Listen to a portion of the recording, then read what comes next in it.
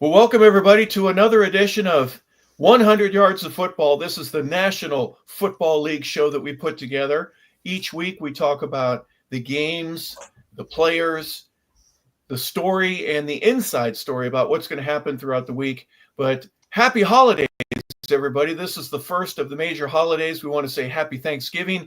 And during Thanksgiving week, you have turkey, you've got ham, you've got sweet potato casserole, and you've got football. Now, I'm going to ask both of our assistants here today, Logan Landers, our producer and engineer, and Vincent Turner, our host. And I have to ask each of you guys, what is the favorite part of Thanksgiving for you? And don't say football. I want to know what part of the food outside of the turkey. I mean, it's not Thanksgiving unless you've got blank. Fill that in for me. Logan, start with you. It's gotta be for me. Gotta have the homemade mac and cheese, Harper. It's gotta be good, some good mac and cheese, but also gotta show some love to the dressing. That is one of my go-tos on Thanksgiving. Some nice dressing is it's always lets me know the holidays are here and it's time to enjoy some time with the family. So you're not a stuffing guy. There's a stuffing and a dressing. There is a difference. Yes, my family is a dressing family, not a stuffing family. So glad you got that differential. Keep it outside the bird. That's right. Yeah, that's how it is. Right. Vincent, how about you? The great memories, I gotta agree with Logan. I'm a dressing guy. My family loves dressing. I think the most memories that I have during Thanksgiving dinners when all the relatives come over one house, and it's usually my grandmother's house back in the day in Memphis, Tennessee, and me just sitting and watching my uncles just go at each other, sipping on that oil, and then my grandmother bringing out them good homemade biscuits, sweet potato pie, and then always the favorite, and I haven't had this in a long time, that good smelling coconut cake coming out of the oven. Those are the great memories. And just watching my father, all his brothers going back and forth. And my uncle, who was living in Detroit, he comes to town, and that's the greatest feeling in the world, watching the old people speak. You tend to learn something. Hey, Vincent, are you old enough to where you had to sit at the cardboard table or the card table that was at the at outside the room in many cases? Yes, sir. What you know about that card table, man? Now you bringing up something serious now. What, Big Wiz? Everyone back in the day had to sit. All the kids had to sit in like a different part of the house. You know, we Harper. Woo! You'll touch some memories there. Harper surprised me. What you know about that card table, man? Y'all played a chair that had a wobble in it. You always had the wobble chair, and you had to kind of realize you're at the lowest end of the totem pole. You're like where the head is of Gilligan's Island, where the totem pole the head's on the ground. That's where I was at the family thing. Yes, sir. Slowly you move your way up, though, don't you?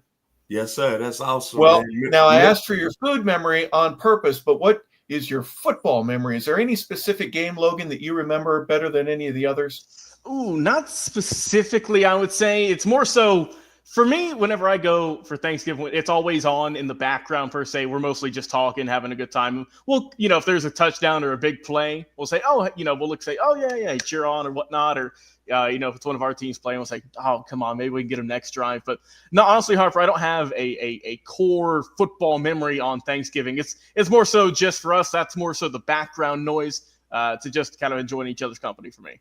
Okay. If you were at the card table like I was, Vincent, you were watching a game as opposed to worrying about what all the old people were saying. Which one was? Is there any in particular memory you have? Man, I got to think about. I believe it was the '82 game, Thanksgiving Day. I believe the New York Giants were in Detroit that day, and Lawrence Taylor taking that 95-yard touchdown back for a touchdown. Billy Sims. That's the game I remember. And of course, one other game back in 1967 or 68, Lynn Barney, Charlie Sanders, Greg Landry. They playing the Green Bay Packers. And boy, you talking about some hard hitting. And also, too, I remember Alex Karras going off at the defensive tackle position that day. Those are games that come into my mind, but memories. And one thing, remember this, Harper, you would know this, Detroit would never have a winning record. But they would play that game on Thanksgiving Day like it was the Super Bowl. They were atrocious for some of those years. Now they're the talk of the town. It has gone from old Milwaukee and Schlitz Yes, High sir. Life to they are champagne and caviar now in Detroit. Yes, sir. And they will be hosting the Chicago Bears. That's the first game that we'll be talking about. I got to play in one of those. In Chicago, when I was with the Bears, we got to play in a Thanksgiving Day at Detroit. So that was kind of cool to be in the same place where Lawrence Taylor did his thing, where Barry Sanders would do his thing. And now it's Jared Goff doing his thing. One thing about the Lions now, they're number 1 in the league in passing. They're number 1 in the league in scoring. And they're number 2 in the league in defense. Does Chicago have any chance at all in this game? I would say you play the game. Detroit is riding on a high, and I want to give credit. I'm always say on this show to Dan Campbell. Remember when he took the job and he made that comment, this team is going to fight, this team is going to win, but we're going to bite kneecaps off. And I remember everybody in the media just rugged him. He's an idiot. He's stupid. Detroit is going to be the same way. Look what we got now. And Chicago right now, I just hope they be competitive, man, because y'all know I'm a huge Caleb Williams fan. Logan knows that.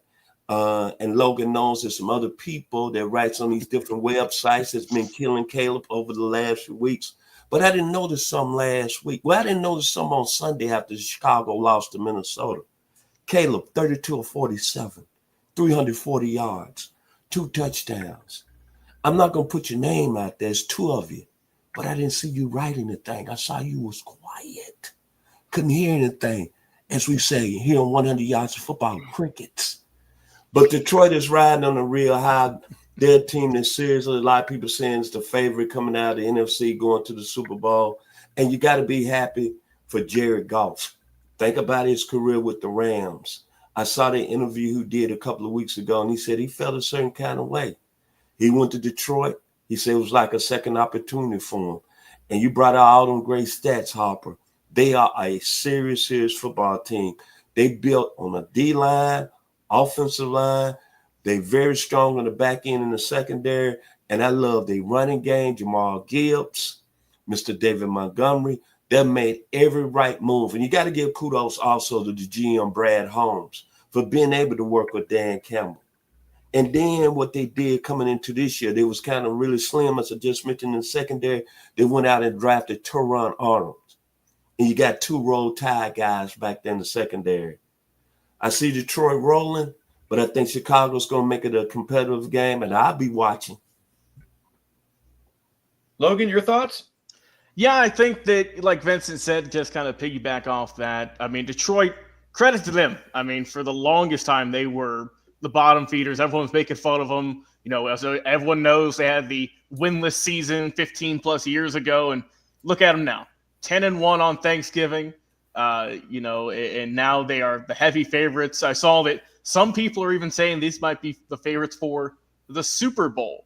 So that's how much of a turnaround that credit to Dan Campbell and also the front office, as well as the players, obviously, for Detroit have impacted this team, this culture, this city, however you want to phrase it. And as for Chicago, like you see, their record's 4-7 there, but if you look at their last 2 games, they were just close to getting wins. We know they lost by 3 points against Minnesota last week, a game they could have won had their kicker not missed a field goal. And then, as we know, they only lost by 1 point to Green Bay the week prior. So they are being more competitive. Chicago is being a better ball club than their record indicates, I believe. Like Vincent said, Caleb Williams had a great week last week. He's getting better, as you see. We're 12 weeks into the season now, and he has done, like I said, for every good thing, there's a bad thing, but let's not forget these guys are rookies. They're learning as they go. This is their first season, but I think that Caleb has improved in how he's played, you know, especially if you look at how he did early on. God, everyone was looking at,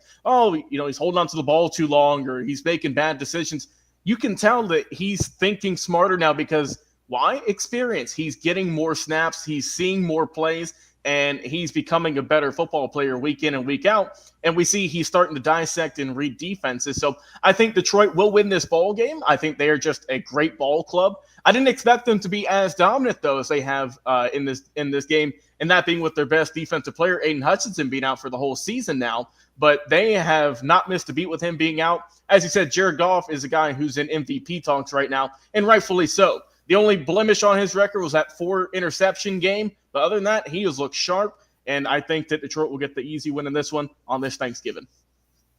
Well, you mentioned Caleb Williams. He's been sacked 44 times. Chicago, protect your quarterback. Jared Goff's only been sacked 21 times, so more than double for Caleb. He takes the ball, and as soon as he gets a snap from center in a shotgun, he's got a sprint. He's just running for his life. So it'll be interesting to see how he holds up. Detroit's defense, they have 25 sacks on the year. 7.5 of those are from Aiden Hutchinson, who has been missing for 5 weeks now. So it'd be interesting to see how Detroit is able to put pressure on the quarterback. They have 14 interceptions and 5 fumble recoveries. Their defense is playing well. They're number 2 in the league. They only give up 16 points a game. But that's the first game. Then later on that afternoon, Dallas will be hosting the New York Giants. We're not going to talk about that right now. And then Green Bay will get a game later on at 8 o'clock. 8:20 Eastern time. They'll be hosting the Miami Dolphins. Then Friday, busy NFL schedule this week. Friday, the Vegas Raiders will be heading to Kansas City for a 3 o'clock game on Prime Network. And then Sunday, our second game that we're going to be talking about will be the Pittsburgh Steelers going into Cincinnati. Pittsburgh's defense, they're number 4 in the league right now. But Cincinnati, their offense is amazing. They're number 1 in passing. Even though they're 27 in rushing, they're number 6 overall in scoring. And they're 1-4 at home. They've really struggled, Vincent, to win in Cincinnati, but they're going against a defense right now that's number 4 in the league. You got to really say Cincinnati is probably the best 4-7 team in the league. They've had 6 games that they've lost by a single score. And Joe Burrow has played lights out. Last time he was out, 356 yards, 3 touchdowns. T. Higgins and Jamar Chase have been just off the chain.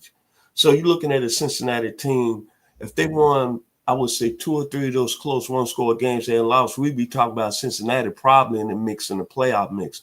But I was thinking about their schedule last night. They're 4-7. Well, we got 6 more games left, right, on the season. If Cincinnati could go, what, maybe 5-1, they're 9-8. I think they have a good shot of maybe being on the outside, being a playoff team. Then the Pittsburgh Steelers. Whatever we want to think about Russell Wilson, he's been the guy that's been the answer. Even though they had a real close loss to Cleveland last time out, I was surprised. I thought, like a lot of other people, they should have kept Justin Fields under center. But Russell Wilson has brought that vertical game, as Al Davis said. I love to go vertical. And boy, Russell Wilson and George Pickens have just been off one main. What more can you say? They're a lot more better offensively than I ever been under Justin Fields. That's just the point of it. And this is a Pittsburgh team that I expect is going to make the playoffs, and they're going to be very dangerous. Back to you, Harper. Logan, no, you take over. Let's go. Yeah, when I look at this game, like you said, Pittsburgh got the loss last week against Cleveland in an upset, but let's not forget the field conditions were god-awful. It was a snow. I mean, you had players doing snow angels afterwards, and it was a sight to behold. I love watching snow games, and I know, Harper, I don't know if you ever played in one, but I don't think it's a whole lot of fun for the players to be out there, freezing temps and just snow falling on you. I don't think it's a fun time getting hit by some massive players. So a bit of an upset last week, but like Vincent said, Cincinnati, everyone's kind of touting them as one of the best 4-7 teams, and they've just had a rough go at it this year. If a couple of possessions would have went their way as opposed to the other teams, they'd have a completely different record, but it is what it is. That's just the cards you're dealt with. You got to live and get better week in and week out. Joe Burrow, I mean, he's been great. If his team had a better record, I feel like he'd be getting more MVP talks this year. Jamar Chase is, as we all said for years now, been one of the best, if not now the best wide receiver in the league. He's been phenomenal. So I think that's been great. And for Pittsburgh, like you said, tough loss last week, but I think that overall, them as a whole this season, whenever they initially switched quarterbacks, I was kind of puzzled by it, but Russell Wilson is, as Russell Wilson is, he's a good player.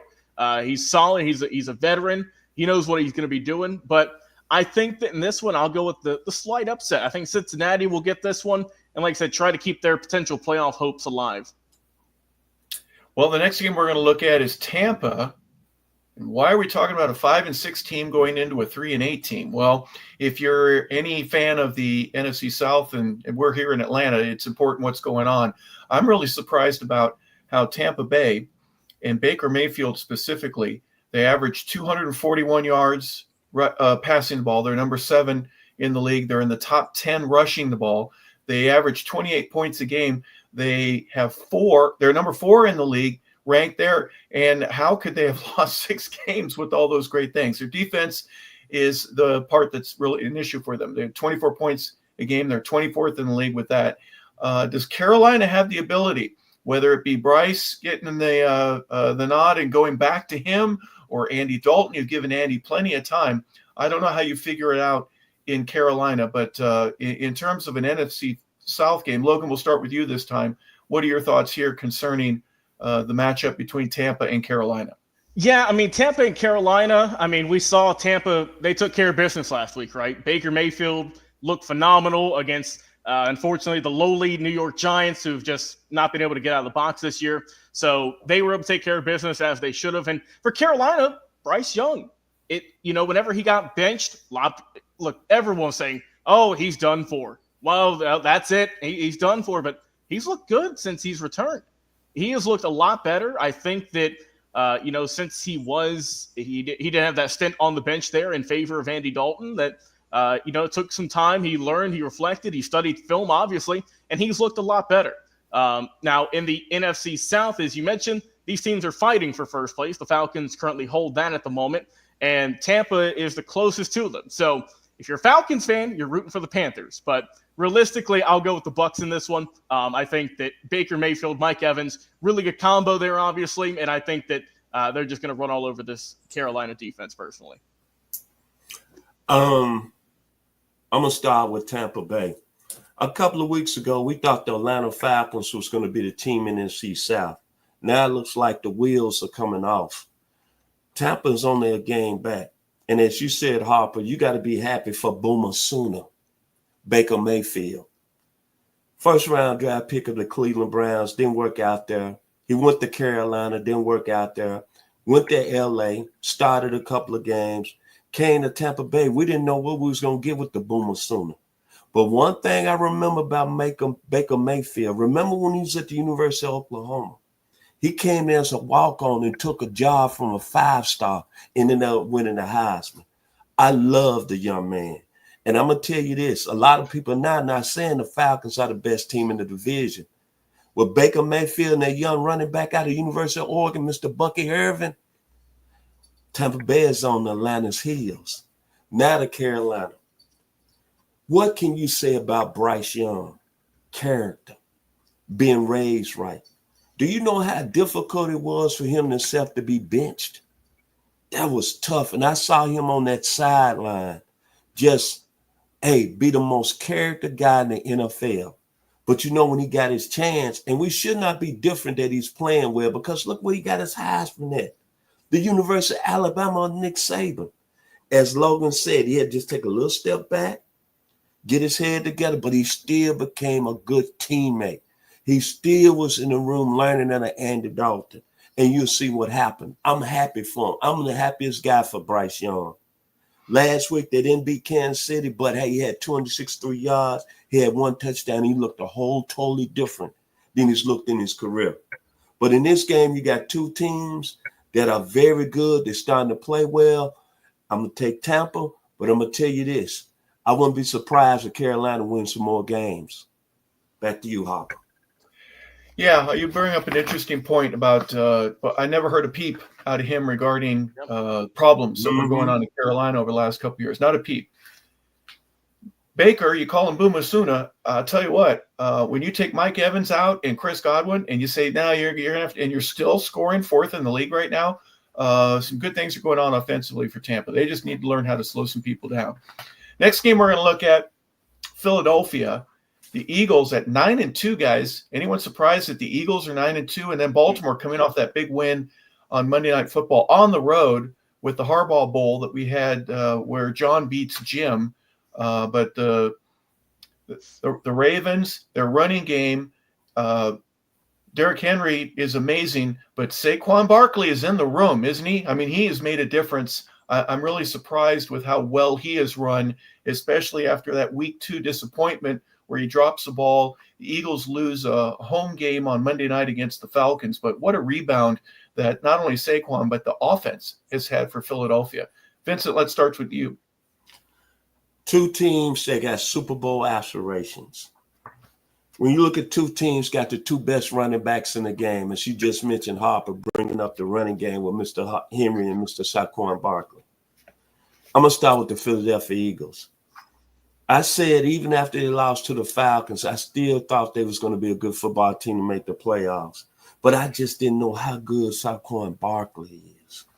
He was lost over in New York for some seasons. Now we're seeing that this guy might be the best player in the league right now. When you put up 255 yards on Sunday Night Football and you running long touchdowns, 75 yards, 80 yards, and I haven't seen that in my days since I was watching Tony Dorsett doing it with the Cowboys or Jim Brown doing it with the Cleveland Browns or Adrian Peterson doing it with the Minnesota Vikings or Marshall Faulk doing it with the Rams or Terry Metcalf doing it with the St. Louis Cardinals. Was he not explosive? Can I say Willie Gallimore too? Man, he made me get up out of my seat on Sunday night.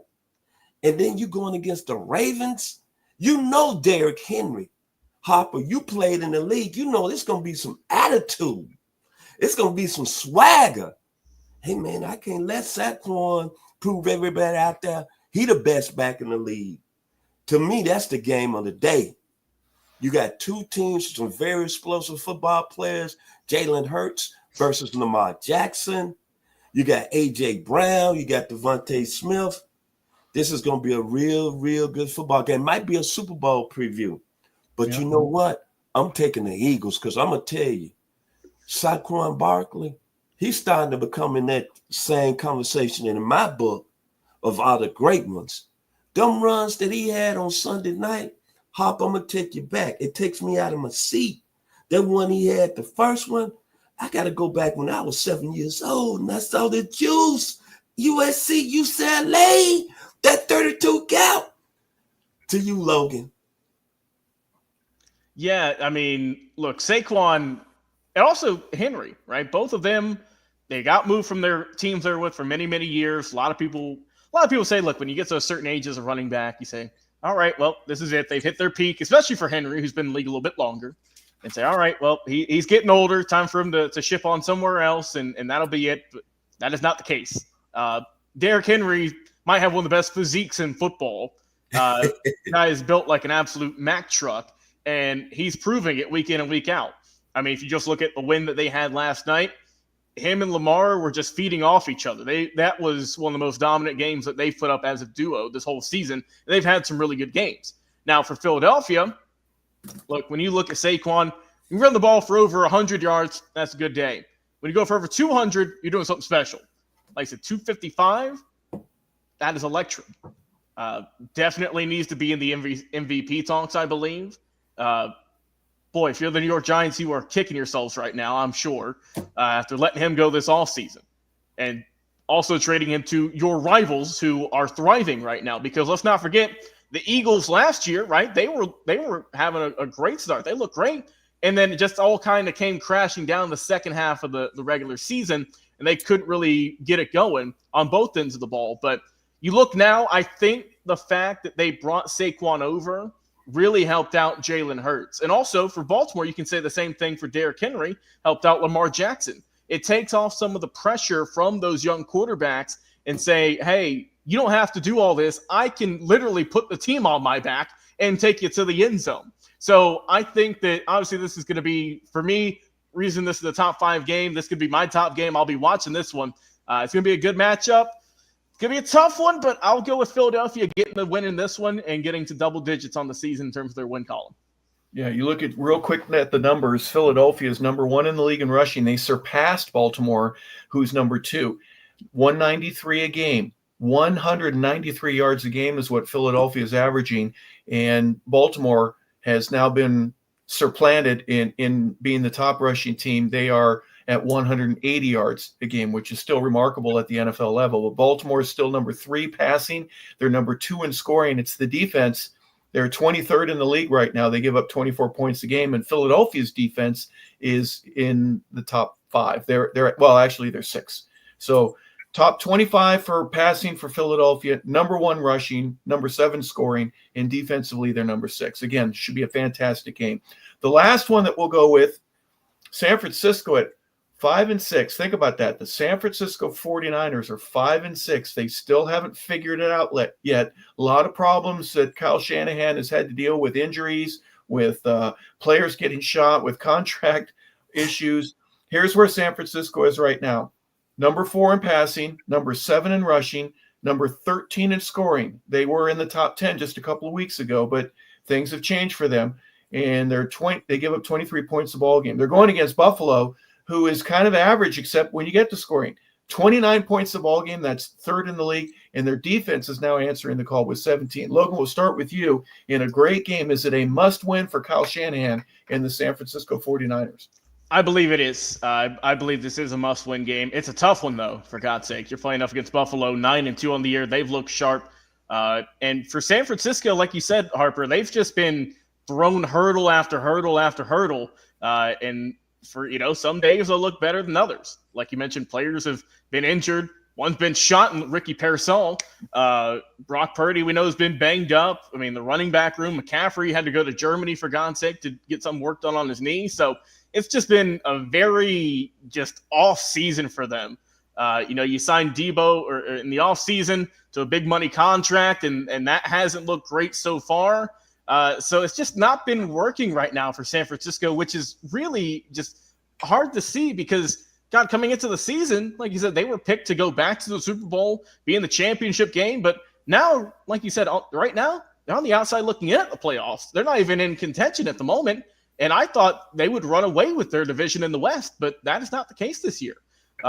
So I believe this is a must-win for them if they want to keep their playoff hopes alive and just kind of get some mojo back in their side and look better.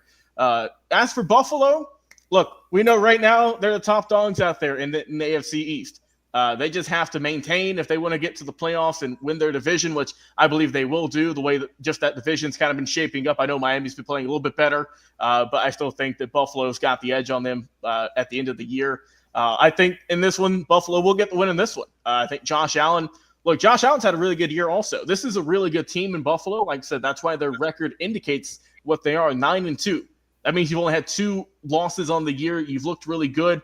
Like I said, 9 wins. So I think that overall Buffalo will take this one.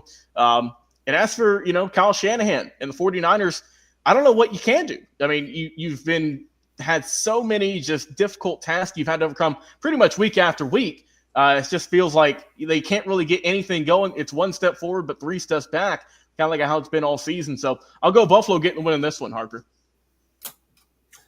Man, go ahead, Vincent. The 49ers, I don't think it's a must-win game. They only 1 game out in the NFC West. You got to look at Arizona, Seattle. I don't really think they are teams right now that's going to be teams that's going to, I'm going to say, run away with the division. There's going to be some more losses with them teams there. With San Francisco, when you have injuries, when you have so much stuff outside the season, as y'all mentioned, a player being shot, people want to get paid more money. The player that got paid more money, Brandon Ayuk, now is out for the year with a knee injury. Brock Purdy, your quarterback is hurt. That's going to happen. You're not going to be strong. And I was very surprised. I had to be realistic now that this Frisco team might not be the team that we think is going to be really a team that's going to do anything in the playoffs or make the playoffs. They got boat rushed last week by Green Bay 38-10.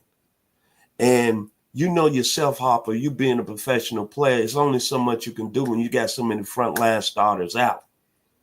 Then you're looking at Buffalo. They finally got the monkey off their back. 2 weeks ago, they finally beat the man in the room, like Ric Flair. To beat a man, you got to beat the man. Woo! They beat the Kansas City Chiefs, baby. That's it. And Josh Allen is playing like an MVP. James Cook, I never thought him coming out of the University of Georgia that he would be a 3-down back. but he's that guy. Buffalo, they're going to win the AFC East, and they're going to probably get home field advantage throughout the playoffs. I wouldn't be surprised if I was a betting man. I might be betting the Bills going down there to the Big Easy in New Orleans in February. Back to you, Harper. Well, they've got a schedule that favors them coming up. Obviously, the 49ers this week, they've got to travel to the LA Rams. They'll play at SoFi. Then they've got the Lions on the road. And then after that, it's the Patriots at home. They have the Jets at home, and then the Patriots again to end the season on the road. That game against Detroit will be one. I think we'll all be watching that one and certainly talking about it as the weeks approach. But when you look at 49ers, they're looking up right now. It's only a game, but they are looking up at the rest of the division. So it'll be interesting to see how it turns out. And we want you all to be looking up. We hope that you have a great holiday weekend. Happy Thanksgiving to all of you. We want to thank you for tuning into the show. If you're looking for college or pro football, you found the right place because there's going to be so much of it over the next few days. You've got some games that'll be on Wednesday, but then Thursday is full of football. Friday's got a few games. Obviously, there's a lot of college action there. We'll talk about that in our next show. But then you've got Saturday and Sunday. What a busy weekend of football and all meaningful games. So the holidays do bring plenty of football action with them. But for Logan Landers, our producer and engineer, for our host, Vincent Turner, I am Harper LeBel. We want to thank you for tuning in to 100 Yards of Football. This is the NFL edition. Happy holidays, happy Thanksgiving, and we'll talk to you real soon. Have a fantastic day, everybody.